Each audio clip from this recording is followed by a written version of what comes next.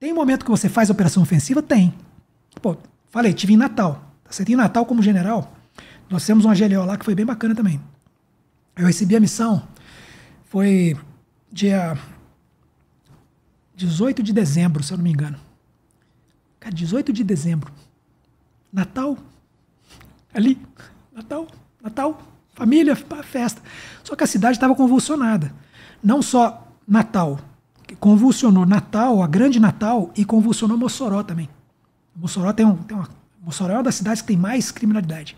Né? Índice de morte no Brasil é uma das campeãs. Aí teve até um ranking, que a cidade brasileira mais violenta foi Mossoró, há um tempo atrás. Aí. E as duas estouraram ao mesmo tempo.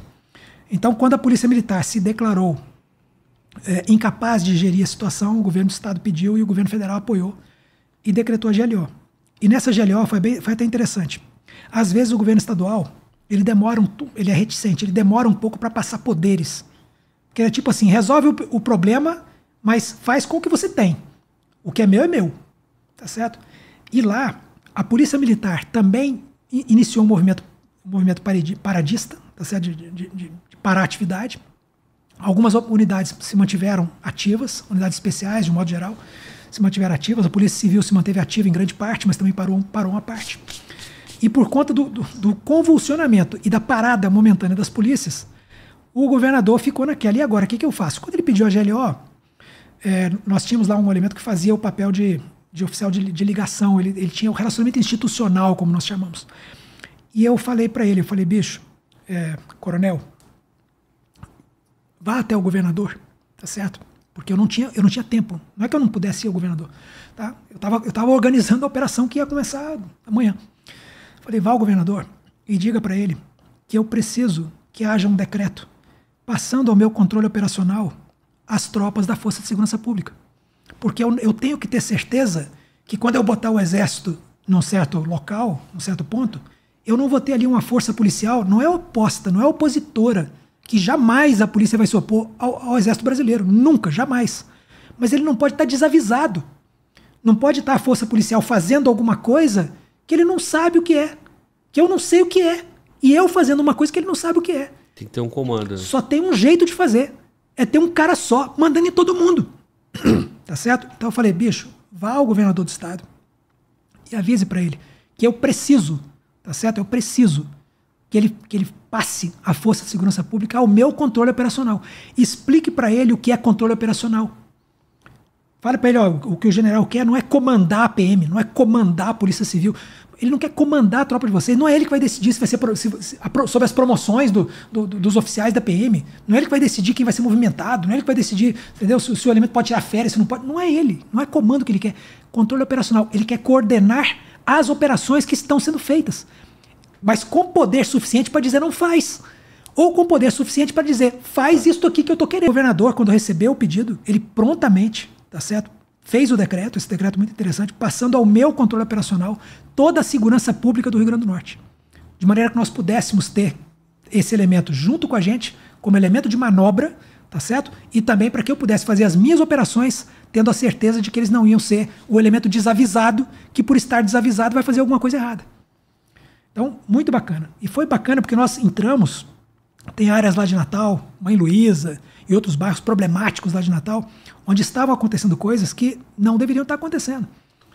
Em número, assim, você citou Ilhéus, falou que tinha tido 100 mortes, depois não. E Natal, como é que estava o cenário de Natal? Bicho, Natal, o crime organizado lá, quando a PM fez o seu movimento, como deu uma parada, começou a acontecer mortes também. Tá certo? Não numa quantidade como Salvador, até porque a cidade é muito menor. Salvador, né, terceira, quarta capital do Brasil, né? Natal é uma cidade bem menor do que Salvador. Então, mas proporcionalmente falando, nós tivemos muitas mortes também, tá certo? Fruto de crime organizado, etc. Tivemos um aumento da criminalidade muito exponencial, tá certo? Tivemos gente que conseguiu fugir de presídio, que foi se homiziar em Natal e tiveram apoio da criminalidade, porque nós não conseguimos chegar nos pontos onde eles poderiam estar para poder fazer recaptura. Tá? Então, mas em Natal o que aconteceu? Falei, a primeira coisa é mostrar que nós podemos ir onde nós quisermos. Não pode ter aqui na cidade de Natal ou em Mossoró, tá certo? Porque são as duas áreas que me deram, tá? Não pode ter 1 milímetro quadrado do território em que eu não tenha liberdade para colocar minha tropa lá. Então, digam para mim onde são as áreas mais problemáticas que a gente vai começar fazendo uma incursão naquela área. Então a primeira coisa que teve na operação foi que tropa minha começou a sair para os lados mais problemáticos da cidade, com ou sem coisa acontecendo lá. Era para dizer, meu amigo, se eu estou botando o meu pé aqui, eu boto o meu pé onde eu quiser. Então isso é dissuasão. É isso que você faz para não ter que dar tiro, para não matar ninguém. Você mostra para o elemento adverso que você está se opondo que não é inimigo. Tem uma diferença aí. Em combate, você tem inimigo. O inimigo em combate, ele vem na sua direção, você faz a pontaria e atira no meio do peito dele. Quando você está numa operação de segurança pública ou de GLO, você não faz isso. Porque não tem inimigo. Você tem elemento adverso. Você tem força opositora. Aquele elemento não é seu inimigo. Ele está adotando uma postura, pode até querer te matar, mas ele não é teu inimigo. Ele é um cidadão brasileiro. E é só isso que faz dele não ser inimigo, né? Só isso que faz ele não ser inimigo. Porque ele é nacional. Claro, a conduta dele é de inimigo. E a legislação não permite tratar ele como inimigo. Ele faz emboscada para me matar, ele bota obstáculo que é mortal, tá certo? Ele usa armamento letal, ele atira para matar. Parece inimigo, mas não é inimigo. Então, não sendo inimigo, eu não posso dar ele o tratamento de inimigo. Não formalmente, né? Mas eu não posso. Eu não posso, por exemplo, fazer pontaria no cara e atirar nele se ele não estiver atirando em mim. Sim, entendo. Então, para evitar ter que fazer isso que eu não podia fazer, que era fazer as emboscadas, que era ir lá e matar o elemento, tal, que não tinha como fazer, é claro, não deveria fazer, isso é ilegal, é imoral, é o brasileiro que está ali, pode ser o mais marginal que seja, mas é um brasileiro que merece o respeito à vida e tudo que nós sabemos que tem que ter, tá certo? Então nós tínhamos que ter um poder de dissuasão. Para mostrar para ele, ó, bicho, não confronte. Se eu estou aqui nesse lugar, tá certo? Onde ninguém subia, eu vou onde eu tiver que ir. E outra, como eu consegui chegar aqui nesse lugar, não preciso dizer, né? Que se eu ficar aqui muito tempo, para tudo que você está fazendo, né? É óbvio, né? Então, se você tinha algum interesse em fazer alguma coisa aqui em volta, parou de fazer. Parou de fazer toda a atividade criminosa, parou de fazer toda a atividade ligada ao tráfico, parou de fazer tudo. Tá certo? Então, bicho, nós tivemos ali uma suspensão da atividade criminosa que durou enquanto nós estivemos no terreno. Porque vocês dominaram todos os pontos. Sim. Botou a tropa em todos os pontos críticos e parou de acontecer. Em todos os pontos críticos. E mantivemos uma reserva forte. Tínhamos aeronaves que circulavam direto em cima da região toda e pousavam de vez em quando em alguns lugares para mostrar que, se precisasse, eu chegava ali também. Então, foi uma operação que foi... Sabe por que foi pouco conhecida? Quando a operação é muito conhecida, geralmente é porque aconteceu algum problema nela. Aí você vê temos exemplos aí de operações de GLO, onde às vezes um elemento que é um civil, que não tem nada a ver, por exemplo, é alvejado durante a operação. Não teve isso? Alguns exemplos por aí, você deve lembrar. Tá certo? O camarada passou de carro, foi metralhado pela força do exército que estava lá próximo. Vários exemplos. Aí a operação fica conhecida. GLO no estado tal, na cidade tal, causou morte de elemento que era um músico que estava num carro dele indo para festa, coitado. Né? Lá no Rio Grande do Norte não aconteceu nada. Ninguém morreu, ninguém foi alvejado indevidamente, nenhum civil sofreu qualquer tipo de opressão, de repressão, tá certo? Não precisou. Como a operação GLO foi bem sucedida ao ponto de não ter nem ferido, tá certo? Ela não foi conhecida. Nós viramos lá o Natal, o Ano Novo, tá certo? Ano Novo, 31 de dezembro, 31 de dezembro, eu fiz a ceia, detalhe, hein? Fomos prestigiados, tá certo?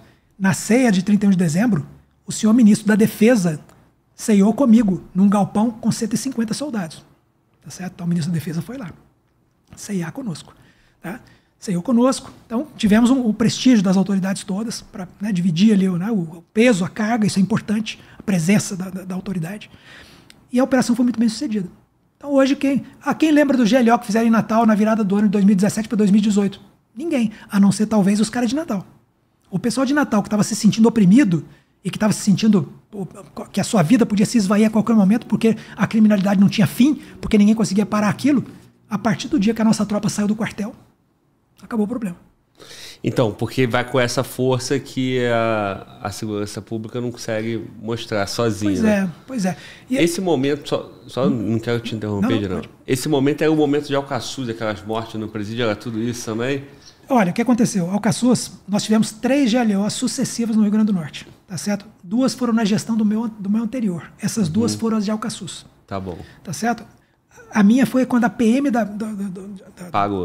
do Rio Grande do Norte, ela resolveu suspender muitas das suas atividades, e a criminalidade, percebendo o momento de deslize ali da autoridade instituída, resolveu botar as manguinhas de fora. Tá? Então foi um pouco diferente. Teve fugas de presídio, como eu falei, teve presidiários que acabaram se homiziando, se escondendo em regiões tal que nós tivemos que ir até lá. Tá certo? Para poder, para poder tentar fazer recaptura e tal. Mas isso mostra como aquele estado estava tendo um problema constante, né? Constante. Os problemas dos presídios lá naquela área, eles são problemas constantes. Você ia falar o quê? Eu estou preocupado de eu ter cortado o teu raciocínio, já cortei. Né? Não, mas tranquilo. Tá. Então, olha só. Naquele comando ali, você estava como general de brigada. Isso. E aí nós estamos falando de um comando de quantos homens? Ali nós tínhamos... Porque o que acontece? Quando você monta um GLO, a tropa que está no terreno nunca está sozinha. O Exército ele é muito bom nisso aí. Tá? E dificilmente qualquer outra força vai conseguir substituir o Exército, tá? Só para controle. Tá? Mas o Exército, quando entra nessa parada, ele traz meios de tudo quanto é lugar para poder rechear aquele comando de GLO que está sendo instituído. Então, quando você monta um GLO, você pede, claro. E se você não pedir, alguém vai lá e sugere. General, o senhor não está esquecendo de artilharia antiaérea? Eu falei assim, gente, artilharia antiaérea? Na dúvida manda também. Vai que o crime organizado arranja um avião, um helicóptero, manda artilharia antiaérea. Então, o Exército traz gente de tudo quanto é lugar e dá na sua mão. Então, ali naquela GLO eu recebi gente de Brasília, tá certo? Particularmente elementos de inteligência, muito elemento de inteligência que vinha de Brasília, elementos de inteligência da 7ª Companhia de Inteligência de Recife também vieram. Recebi elementos que vieram de artilharia antiaérea, recebi elementos que vieram de Recife, do Comando Militar do Nordeste, de Salvador veio tropa para trabalhar comigo lá, tá certo? E as tropas que eu tinha. Eu tinha um batalhão em Natal, tinha um batalhão em João Pessoa, tinha um batalhão em Campina Grande, tinha um regimento de cavalaria em Bahia, que é do lado ali de João Pessoa. Então, eram os elementos de manobra. Então, nós trouxemos os blindados de Bahia, veio o esquadrão blindado todo para poder fazer em pontos críticos, colocar o blindado para dar aquela impressão bacana, né, do blindado. Então, fazia dissuasão, né, no blindado. Trouxemos essas tropas dos meus 3 batalhões que compuseram o grosso da força, e veio gente de Recife, de Salvador, para enxertar ali, e elementos especializados de outras coisas que eu não tinha, como artilharia antiaérea, por exemplo, que vieram de outros lugares. Entendeu? Então, o GAC também, o terceiro GAC, o GAC da cidade também contribuiu com tropas, etc. Tinha lá os seus pelotões lá vocacionados. Tá? Então, vamos dizer assim, eu acho que foi uma operação bem sucedida que aglutinou elementos operacionais do Brasil todo por conta do comando do Exército ter a capacidade coordenadora para isso e os meios para isso. E volto a dizer por isso aí, que eu acho que o Exército é insubstituível nesse tipo de operação. Tá certo? Então, por conta disso, a operação foi muito bem sucedida.